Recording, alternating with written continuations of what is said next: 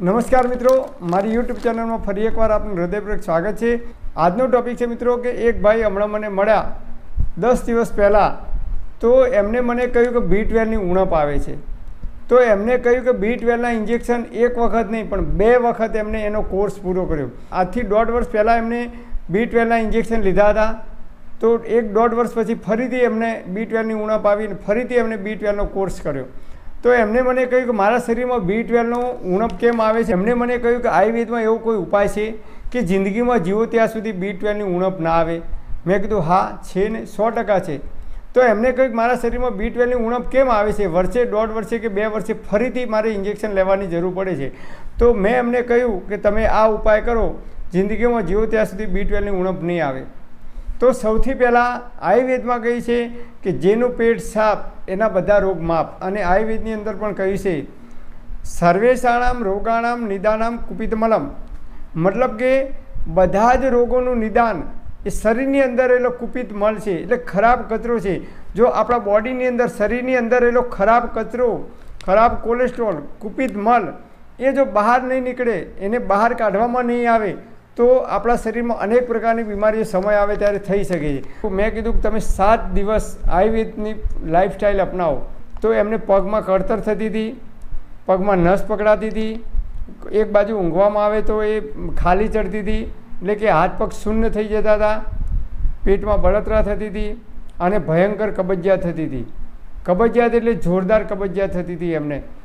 શરૂઆતનો મળ કઠણ આવે, ખૂબ જોર કરવું પડતું, મળ ત્યાગ કરતી વખતે ખૂબ સમય ટોયલેટમાં બેસી રહેવું પડતું। ઘણીવાર તો એ એવું કહેતા કે 2 દિવસે એક વખત ટોયલેટ જવું પડતું, ત્યારે જ પેટ સાફ થતું, રોજે રોજ પેટ સાફ થતું નહોતું। તો એમને 1 અઠવાડિયું 7 દિવસ સુધી મેં કહ્યું કે તમારે કોઈ વસ્તુ, કોઈ અનાજ ખાવાનું નથી। દાળ ભાત શાક રોટલી પૂરી ભજીયા, દૂધ ચા કોફી, દૂધની બનાવટો, દહીં છાશ બધું જ મેં કીધું તમે બંધ કરી દો। હરડેનો પાવડર મેં એમને કહ્યું કે તમે નિત્ય એનું સેવન કરવાનું ચાલુ કરી દો।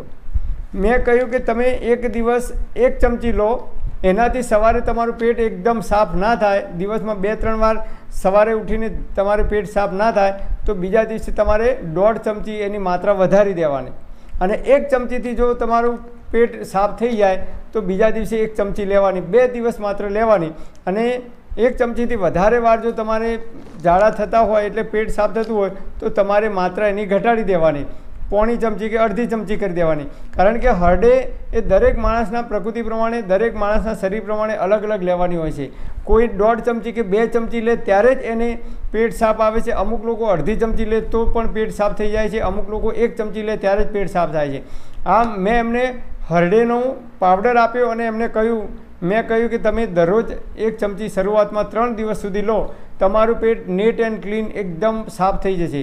તો બીજા દિવસે એમનું પેટ સાફ ઓછું થયું, ત્રીજા દિવસે વધારે થયું અને ચોથા દિવસે એમને 3 થી 4 વખત જવું પડ્યું અને એકદમ પેટ સાફ થવા લાગ્યું। તો મેં કહ્યું કે 3 દિવસ પછી બિલકુલ બંધ કરી દો હરડે।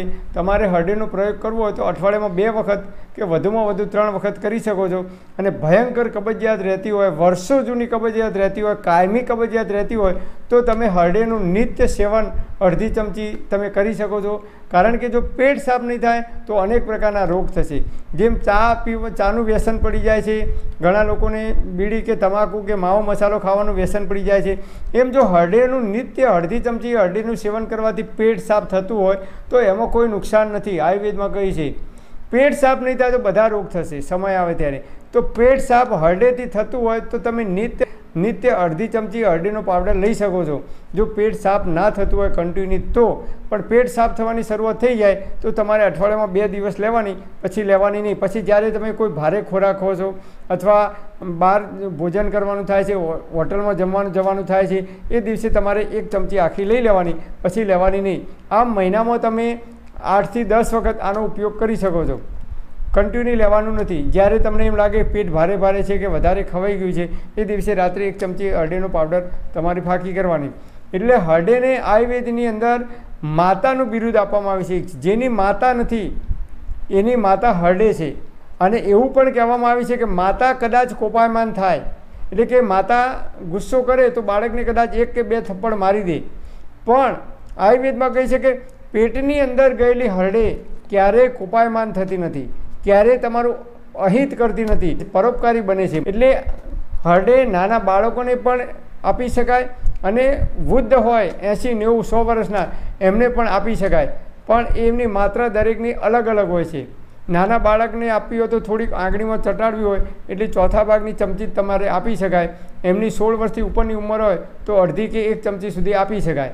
તો પેટ સાફ થાય એટલે પછી 1 કે 2 દિવસ આપીને બંધ કરી દેવાની, રોજ દરરોજ આપવાની જરૂર નથી. તો એ ભાઈએ નિત્ય હરડેનું સેવન ચાલુ કર્યું અને 7 દિવસ સુધી ઉપવાસ કર્યા માત્ર ફ્રૂટ ઉપર.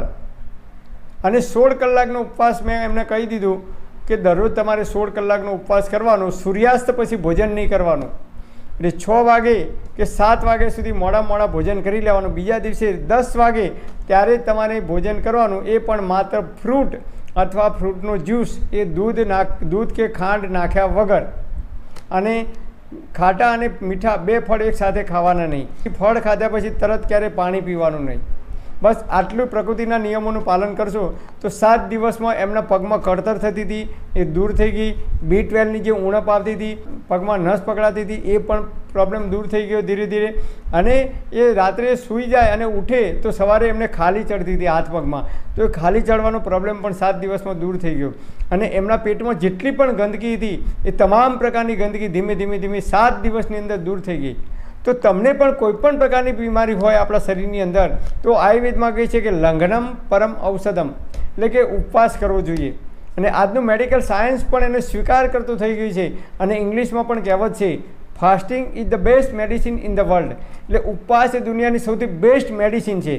એટલે જ્યારે પણ બીમાર પડીએ આપણે, કોઈપણ પ્રકારની તકલીફ થાય શરીરમાં, ત્યારે આયુર્વેદમાં કહે છે કે તમારે 7 દિવસ કે 10 દિવસ કે 15 દિવસ કે 21 દિવસ સુધી ખાવાનું બંધ કરી દેવાનું. માત્ર ફ્રૂટ અથવા ફળોનો જ્યુસ તમે લઈ શકો છો, એ પણ ખાંડ કે દૂધ નાખ્યા વગર. અને એક જ ફળનો ખાઈ શકવાનું, એક જ ફળનો જ્યુસ લઈ શકાય, એકથી વધારે ફ્રૂટ મિક્સ કરવાના નથી.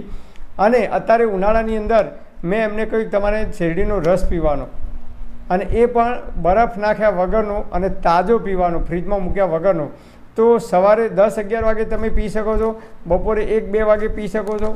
આમ દિવસમાં 2 વખત 1-1 ગ્લાસ તમે શેરડીનો રસ નિત્ય પી શકો છો. તો આ રીતે એમને 7 દિવસની અંદર એમના પગમાં કળતર થતી હતી એ દૂર થઈ ગઈ, B12ની ઉણપ હતી એ દૂર થઈ ગઈ, એમને નસ પકડાતી હતી પગમાં એ દૂર થઈ ગઈ, એમના હાથ પગમાં ખાલી ચડતી હતી એ પણ દૂર થઈ ગઈ. તો અનેક પ્રકારની બીમારીઓ દૂર કરે છે. અને પેટમાં જેટલી પણ બીમારીઓ હતી, પેટના જે કંઈ રોગ થતા હતા, પેટ ફૂલવું, પેટ ભારે લાગવું, અપચો, અજીર્ણ, કબજિયાત, આ તમામ પ્રકારની બીમારીઓ દૂર થઈ ગઈ. તો તમારે પણ કોઈપણ પ્રકારની બીમારી હોય તો આપણે સૌથી પહેલાં ઉપવાસ કરવાનો અને ફ્રૂટ ઉપર આવી જવાનું. જે કંઈ ફ્રૂટ સિઝનના હોય એ માત્ર ફ્રૂટ જ ખાવાના. અને તમે હરડેનું નિત્ય અઠવાડિયામાં 2 કે 3 દિવસ અડધી ચમચી કે 1 ચમચી, તમારું પેટ સાફ થાય એટલી ચમચી માત્ર અઠવાડિયામાં 2 દિવસ કે 3 દિવસ વધુમાં વધુ તમે હરડેનું સેવન કરી શકો છો. તો આ રીતે આપણે જો પ્રકૃતિના નિયમોનું પાલન કરીશું, આપણા ઘરની અંદર હરડેનો પાવડર નિત્ય રાખીશું, અને જ્યારે પણ આપણને કોઈ પ્રોબ્લેમ થાય અથવા પ્રોબ્લેમ ના હોય, બીમાર ના પડ્યા હોઈએ, ગેસ એસિડિટી ના થતી હોય છતાં તમે જો હરડેનું નિત્ય સેવન કરશો, એટલે કે અઠવાડિયામાં 2 જ દિવસ તમે નિત્ય સેવન કરશો હરડેનું, તો આપણા ઋષિઓ કહે છે કે આપણે જ્યાં સુધી જીવીશું ત્યાં સુધી તંદુરસ્ત અને નિરોગી રહી શકીશું. પરમપિતા પરમાત્મા આપ સર્વેને તંદુરસ્ત અને નિરોગી રાખે એવી હૃદયપૂર્વક મારી પ્રાર્થના. Thank for watching my video. Thank you.